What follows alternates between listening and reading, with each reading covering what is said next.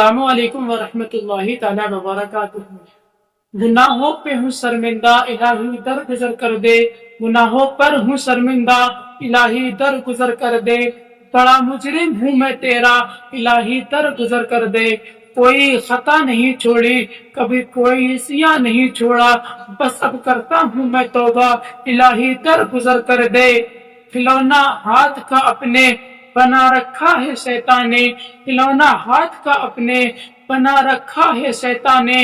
अपना बंदा तू कर ले, इलाही दर गुजर कर दे। हज़रात, मेरे आका अलैहिस्सलातु वस्सलाम फरमाते हैं, बनी इसराइल में 3 लोगों ने सफर का इरादा किया। जब उन्होंने अपना सामान सफर बांधा और वो सफर पर जब रवाना हुए तो कुछ दूर जाने के बाद उनको रात का वक्त जब करीब आया तो उन्होंने रात गुजारने के लिए एक गार के अंदर पनाह ली। जब वो उस गार के अंदर जाते हैं तो क्या देखते हैं, उस गार में आग जलाते हैं और वो खाना खाकर सो जाते हैं। जब वो सोते हैं, जब वो सुबह को उठे तो क्या देखते हैं, गार में चारों तरफ अंधेरा ही अंधेरा है। वो आग जलाते हैं, आग जलाने के बाद वो गार के मुंह की तरफ को जब बढ़ते हैं, जब गार के मुंह पर पहुंचते हैं तो गार का मुंह जो है वो एक बहुत बड़े पत्थर से बंद हो चुका होता है।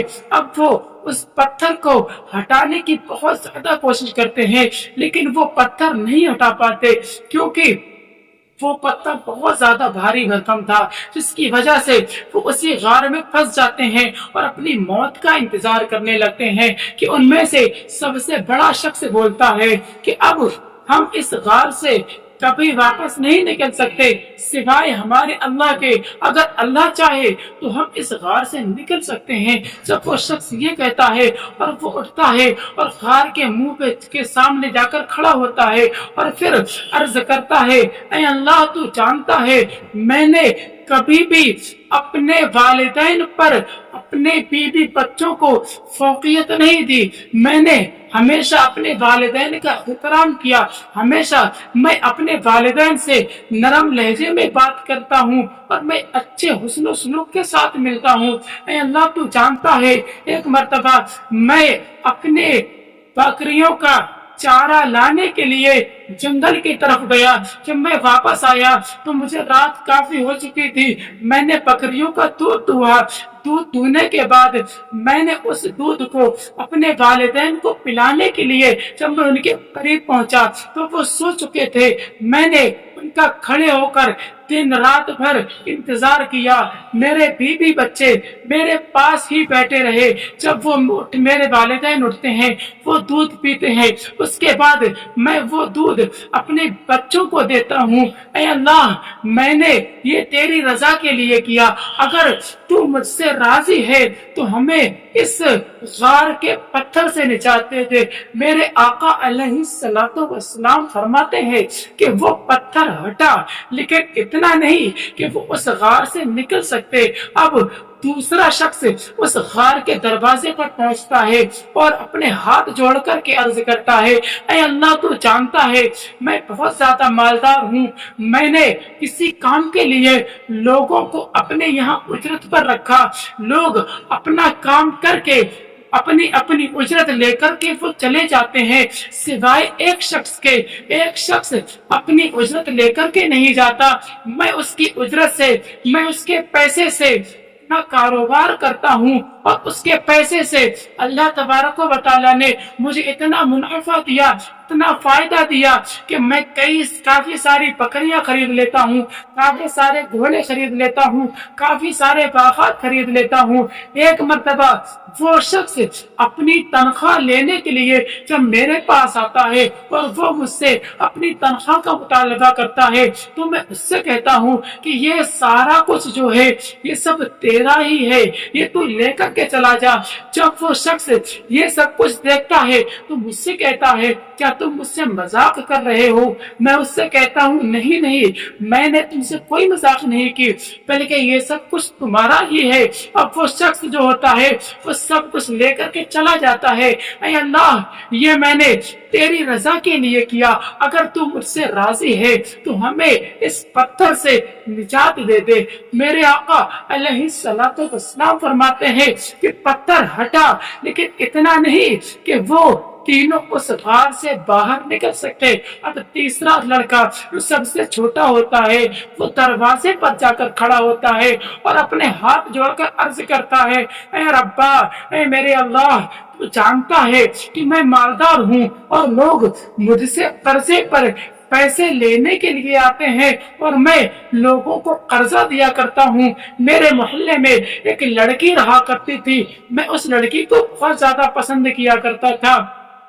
جب وہ لڑکی غریب تھی اور اس کے والدین بوڑھے تھے، جب اس کے والدین بیمار پڑ جاتے ہیں، جب اس کے گھر پر کھانے پینے کی اشیاء ختم ہو جاتی ہیں، تب اسے مجبوراً میری طرف آنا پڑتا ہے۔ میں نے اس سے پہلے اس سے اپنے پیار کا اظہار کیا تھا، لیکن اس نے مجھ سے انکار کر دیا تھا، لیکن کسی مجبوری کے تحت وہ میرے پاس کچھ پیسے مانگنے کے لیے آتی ہے۔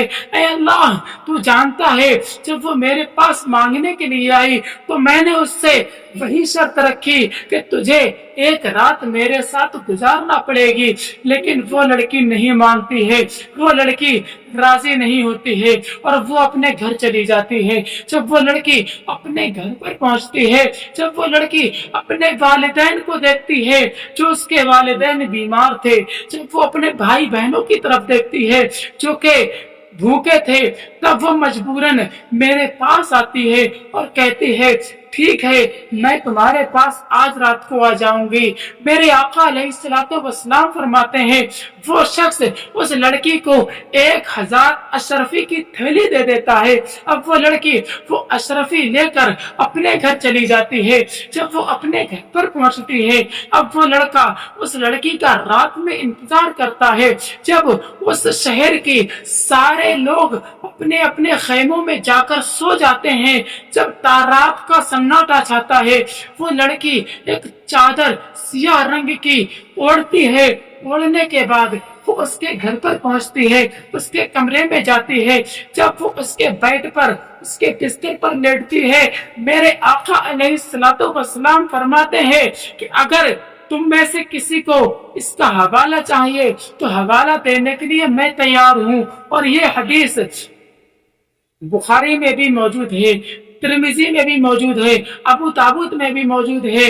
حضرات، میرے آقا علیہ الصلوۃ والسلام فرماتے ہیں، جب وہ لڑکی اس لڑکے کے بستر پر لیٹتی ہے، لڑکا اس کی شرمگاہ سطر جو ہے وہ اس کو کھولتا ہے۔ جب اس کے سطر کو کھولتا ہے اور وہ لڑکا اس کی دونوں ٹانگوں کے درمیان بیٹھتا ہے، میرے آقا فرماتے ہیں جب وہ لڑکا دونوں ٹانگوں کے درمیان بیٹھا تو اس لڑکی نے عرض کی، اس لڑکی نے کہا کہ اے شخص، کم سے کم اللہ سے تو ڈر، اتنا کہنا تھا۔ وہ لڑکا وہی کپ کپی میں پڑ جاتا ہے، اس لڑکے پر کپ کپی طاری ہو جاتی ہے، وہ تھر تھرانے لگتا ہے اور وہ اس لڑکی سے دور ہٹ کر ایک کونے میں کھڑا ہو جاتا ہے اور کہتا ہے کہ تم یہاں سے چلی جاؤ اور تم صبح کو آنا۔ وہ لڑکی وہاں سے چلی جاتی ہے۔ جب صبح کو واپس آتی ہے تو وہ شخص کہتا ہے، اے اللہ، جب میں نے اس کو صبح کو بلایا تو میں نے اس سے کہا کہ تیرا شکریہ، تو نے مجھے اللہ کی یاد دلائی۔ اور پھر کہتا ہے کہ اے اللہ، تو جانتا ہے میں نے اس پر 1000 اشرفی بھی معاف کر دی، اور میں نے اس سے کہا کہ اور کبھی تجھے کبھی پیسوں کی ضرورت ہو تو تو میرے پاس آ کر لے سکتی ہے، میں تجھ سے کسی بھی طرح کا کوئی بھی مطالبہ نہیں کروں گا، بغیر کسی شرط کے تجھے پیسے دینے پر تیار ہو جاتا ہے۔ اور پھر وہ شخص کہتا ہے، اے اللہ، یہ میں نے تیری رضا کے لیے کیا، اگر تو مجھ سے راضی ہے تو ہمیں تو اس پتھر سے نجات دے دے۔ میرے آقا علیہ الصلوۃ والسلام ارشاد فرماتے ہیں، وہ شخص جب اپنی یہ واقعہ بیان کرتا ہے تو پتھر ہٹ جاتا ہے، وہ تینوں اس غار سے آزاد ہو جاتے ہیں اور وہ تینوں اپنے اپنے سفر پاک سے اس واقعے سے ہمیں سمجھ لینا چاہیے کہ ہمارے گناہ، اور پھر جب ہم ان گناہوں سے توبہ کر لیتے ہیں تو وہ گناہ ہمیں آنے والی مصیبت سے بچا سکتے ہیں، اور اگر ہم کسی مصیبت میں گھر جائیں تو ہم اپنے ان گناہوں کا اور پھر اپنی نیکیوں کا اللہ کی بارگاہ میں وسیلہ بنا کر اگر ہم کوئی دعا کریں تو اللہ اس دعا کو قبول فرماتا ہے۔ اور پھر اس طرح کے واقعات سننے کے لیے ہمارے چینل سے جڑ جائیں، اور پھر اس طرح کے واقعات اپنی یوٹیوب چینل پر پاتے رہیں۔ السلام علیکم ورحمۃ اللہ تعالی